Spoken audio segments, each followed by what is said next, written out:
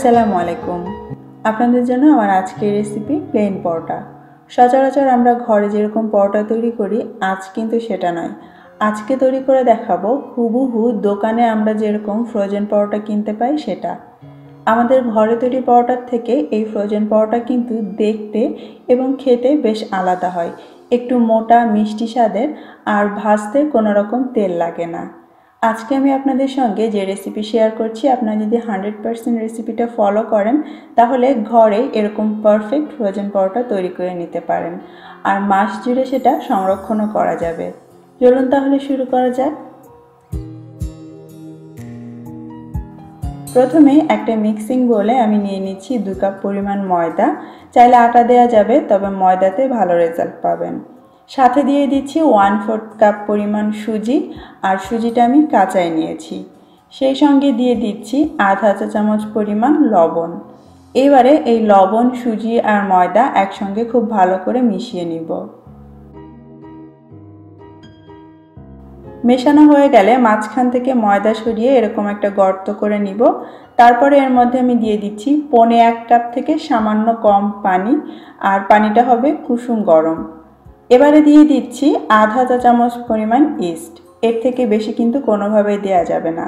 1 minute অপেক্ষা করে তারপর আমি এর মধ্যে দিয়ে দিচ্ছি ছোট সাইজের একটা ডিম। সাথে যাচ্ছে 2.5 টেবিল চামচ পরিমাণ কনডেন্স মিল্ক। যেহেতু ফ্রোজেন পরোটা খেতে একটু মিষ্টি স্বাদের হয়, তাই অবশ্যই আপনাকে কনডেন্স মিল্কটা ব্যবহার করতে হবে। তারপর যাচ্ছে 1/4 কাপ পরিমাণ ঘি। ঘিয়ের পরিবর্তে আপনি চাইলে মেল্টেড বাটার অথবা ভেজিটেবল শর্টেনিংও ব্যবহার করতে পারেন।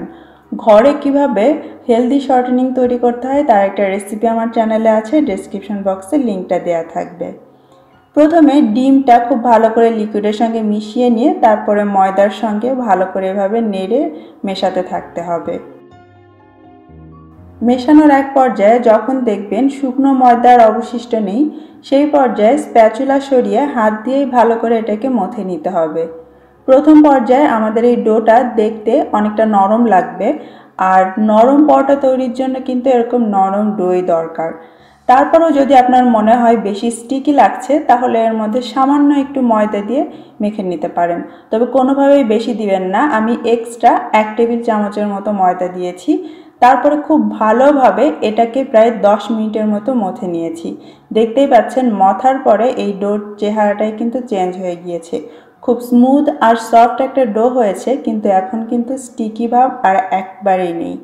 এইবারে এই ডোটাকে আমাদের রেস্টে রাখতে হবে ঘন্টা খানেকের জন্য। আপনি চাইলে আধা ঘন্টাও রাখতে পারেন, তবে 1 ঘন্টা রাখলে বেস্ট। এবারে আমরা একটা পেস্ট তৈরি করব, যার জন্য এখানে একটা বাটিতে আমি 1/3 কাপ হোমমেড শর্টনিং নিয়েছি, যেটাকে মেল্ট করে নিয়েছি, আর এটা কুসুম গরম অবস্থায় আছে। তারপরে এর মধ্যে 3 চা চামচের মতো দিয়ে দিয়েছি ময়দা এবং একসঙ্গে এভাবে নেড়ে ভালো করে মিশিয়ে নিচ্ছি। এই পেস্টটা তৈরি করতে কোনোভাবেই তেল ব্যবহার করা যাবে না, তাহলে কিন্তু আপনার পরোটার ভেতরটা ফ্লেকি হবে না। মার্জারিন, শর্টেনিং অথবা ঘি দিয়েই আপনাকে এটা করতে হবে এবং মিশ্রণটাকে এরকম পাতলা রাখতে হবে, কারণ ঠান্ডা হয়ে যাওয়ার পরে কিন্তু এটা ঘন হয়ে যাবে। 1 ঘন্টা পরে আমাদের ডো একদম রেডি। দেখতেই পাচ্ছেন ইস্ট দেওয়ার পরেও এটা কিন্তু একদম রাইস করেনি ব্রেড ডোয়ের মতো, কারণ ইস্টের পরিমাণ অনেক কম ছিল। আর ইস্ট যদি না দেন তাহলে দোকানের কেনা ফ্রোজেন পরোটার মতো ওরকম মোটা আর ফ্লেকি পরোটা হবে না। আবারও হালকা করে একটু মথে নিচ্ছি। এইবারে আপনি যতগুলো পরোটা বানাতে চান সেই হিসাব করে এই ডোটা থেকে ছোট ছোট এরকম লেচি কেটে নিতে হবে। সাধারণত 2 কাপ ময়দায় আইডিয়াল মাপ হচ্ছে 8টা পরোটা, তো আমি এই জন্য এরকম সাইজের 8টা বল তৈরি করে নিচ্ছি।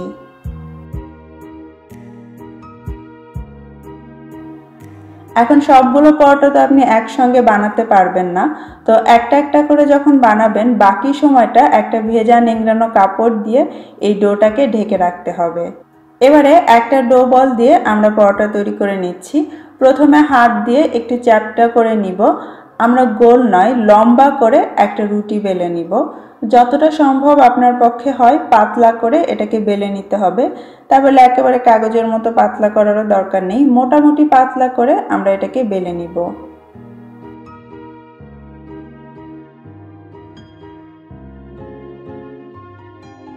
বেলা হয়ে গিয়েছে। এখন আমরা এর উপরে সেই পেস্টটা দিব। যে পাতলা পেস্টটা আমরা তৈরি করেছিলাম ঠান্ডা হওয়ার পর দেখতেই পাচ্ছেন সেটা এরকম জমাট বেঁধে গিয়েছে। এই জন্যই প্রথম পর্যায়ে এটাকে পাতলা রাখতে হবে। এখন সেই পেস্ট থেকে প্রায় 1 টেবিল চামচের মতো নিয়ে আমি উপর দিয়ে এইভাবে মেখে নিলাম। মাঝ বরাবর একটু কেটে নিচ্ছি।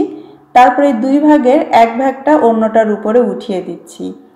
আর হ্যাঁ, ভাজটা যে আপনাকে এভাবেই করতে হবে তা কিন্তু নয়। পরোটা ভাজ করার অনেক রকম পদ্ধতি আছে, যেটা আপনার কাছে সহজ লাগে সেটাই আপনি করতে পারেন। আজকে আমি একটা নতুন পদ্ধতি দেখাচ্ছি, আপনি চাইলে এভাবে করতে পারেন।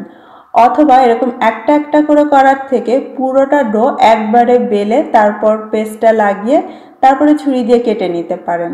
তো আপনাদের সুবিধার জন্য আমি একটা একটা করেই দেখাচ্ছি। কোনার অংশটা আমি এইভাবে ভেতর দিকে দিয়ে তারপরে এইভাবে চেপে চাপকি বা এরকম প্যারার মতো তৈরি করে নিচ্ছি। এইভাবে করে সবগুলো বল থেকে এক একটা করে প্যারা তৈরি করে আমি বাটিটার মধ্যে রেখে দিলাম। আর অবশ্যই পরোটা বেলার আগে এগুলোকে 5 থেকে 10 মিনিটের জন্য ফ্রিজের নর্মাল চেম্বারে রেখে দিবেন, তাহলে বেলতে সুবিধা হবে আর ওই পেস্টটা বের হয়ে আসবে না বেলার সময়। এরপরে আমরা এগুলোকে বেলে নিব। আর বেলার জন্য আমাদের এরকম প্লাস্টিক শিট লাগবে। আমি কিছু জিপলক ব্যাগ এরকম চারপাশ থেকে কেটে নিয়েছি স্কোয়ার করে। আপনারা চাইলে বেকিং পেপার বা বাটার পেপারও ব্যবহার করতে পারেন। একটা প্লাস্টিক শিটের উপরে ফ্রিজ থেকে বের করে নেওয়া সে চাটকিগুলো রেখে হাত দিয়ে একটু চেপে চ্যাপটা করে নিব। তার উপরে আরেকটা প্লাস্টিক শিট দিয়ে আবারও একটু চেপে পাতলা করে নিয়ে তারপরে আমরা বেলুন দিয়ে এটাকে বেলে নিব।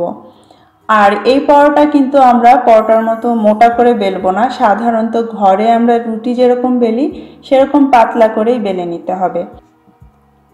বেলা হয়ে গিয়েছে, দেখতেই পাচ্ছেন আমি এটা পাতলা রুটির মতো করেই বেলেছি। এবারে আমরা সরাসরি এটাকে ফ্রোজেন করতে পারবো, যেহেতু আগে থেকে এর উপরে প্লাস্টিক দেয়া আছে। আমি সবগুলো এভাবে বেলে একটা প্লেটের উপর একটার উপর একটা রেখে দিচ্ছি। তারপর প্লেটটা ধরে ডিপ ফ্রিজে 1 ঘন্টার জন্য রেখে দিয়েছিলাম। 1 ঘন্টা পরে দেখতেই পাচ্ছেন আমাদের পরোটাগুলো কিন্তু বেশ শক্ত হয়ে গিয়েছে, যদিও একদম 100% ফ্রোজেন এটা হয়নি, কারণ আরও বেশি সময় লাগবে। এখনও কিন্তু আপনি চাইলে এটা ভেজে খেতে পারবেন আর খুব সহজে এই প্লাস্টিকগুলো উঠে আসবে। তো আপনি যদি এটাকে বেশি দিন ধরে সংরক্ষণ করতে চান সেক্ষেত্রে এখন এই সবগুলো পরোটা একসঙ্গে নিয়ে কোনো একটা টিফিন বক্স বা প্লাস্টিক ব্যাগে এইভাবে ভরে রাখতে পারেন। তারপর আবারও ডিপ ফ্রিজে রেখে দিতে পারেন। 1 মাস তো অনায়াসে এটা ভালো থাকবে, যখন খুশি আপনি বের করে খেতে পারবেন। চাইলে কিন্তু 1 মাসের বেশিও রাখা যাবে। এবারে আমি আপনাদেরকে দেখাচ্ছি কিভাবে ফ্রোজেন পরোটা ভাজতে হবে। সরাসরি ফ্রিজ থেকে বের করে এটাকে ভাজতে পারেন, কোনো সমস্যা নেই। বাইরে রেখে দিয়ে ভাজবেন না, তাহলে প্লাস্টিকের সঙ্গে এটা আটকে যাবে, খুলতে সমস্যা হবে। আর চুলার আঁচটা প্রথম দিকে রাখতে হবে মিডিয়াম লোতে। পরোটাটা আমি প্যানে দিয়ে দিলাম। অপেক্ষা করতে হবে 1.5 মিনিটের মতো, যতক্ষণ না নিচে সোনালি দাগ পড়ছে। 1.5 মিনিট পরে আমি এটাকে উল্টে দিচ্ছি আর এইবারে চুলার আঁচটা আমি মিডিয়াম করে দিচ্ছি। দেখবেন এটা হালকা হালকা ফুলবে, পুরোপুরি ফুলবে না, আপনাকে এভাবে চেপে চেপে দিতে হবে যাতে ভেতরের যে লেয়ারগুলো সেগুলো সুন্দরভাবে ভাজা হয়। আর কোনো রকম তেল ঘি কিচ্ছু লাগবে না এটা ভাজতে, জাস্ট আপনাকে উল্টে উল্টে এইভাবে একটু চেপে চেপে ভেজে নিতে হবে। যখন আপনার পছন্দ মতো সোনালি কালার হয়ে যাবে তখন এটাকে তুলে নিতে হবে। আপনি যদি ডোয়ের মধ্যে ইস্ট ব্যবহার না করেন কোনোভাবে আপনার পরোটা পাতলা থেকে এতটা মোটা হবে না। এভাবে করে আপনার যখন দরকার আপনি এই ফ্রোজেন পরোটা ভেজে নিতে পারেন, কোনো রকম তেল ঘি বাটার ছাড়াই। দেখলেন তো কত সহজেই তৈরি হয়ে গেল হুবহু দোকানের মতো কেনা ফ্রোজেন পরোটা, যেটা আপনারা সংরক্ষণও করতে পারবেন দীর্ঘদিন। এবার আমি পরোটা ছিঁড়ে দেখাচ্ছি। ভিডিও করতে করতে আমার পরোটা কিন্তু পুরো ঠান্ডা হয়ে গিয়েছে, তারপরেও দেখুন এটা কতটা সফট। আমি ভেতরটা আপনাদেরকে একটু দেখাই তাহলে বুঝতে পারবেন। দেখুন ভেতরে কতগুলো করে লেয়ার, আর বাইরেরটা ক্রিস্পি হলেও ভেতরের লেয়ারগুলো কিন্তু নরম থাকবে, কারণ আমরা ডোটা অনেক নরম করে মেখেছিলাম। ঠান্ডা হয়ে যাওয়ার পরও তাই পরোটা অনেক সফট থাকবে। তবে আপনি চাইলে ঠান্ডা পরোটাও কিন্তু চুলার উপরে মিডিয়াম আঁচে একটু তাওয়ায় সেঁকে নিলে এটা আবার গরম হয়ে যাবে এবং খেতে আগের মতোই হয়ে যাবে। আশা করছি আমার আজকের এই রেসিপি আপনাদের ভালো লেগেছে। কমেন্ট করে অবশ্যই জানাবেন। আজকের মতো বিদায় নিচ্ছি। আল্লাহ হাফেজ।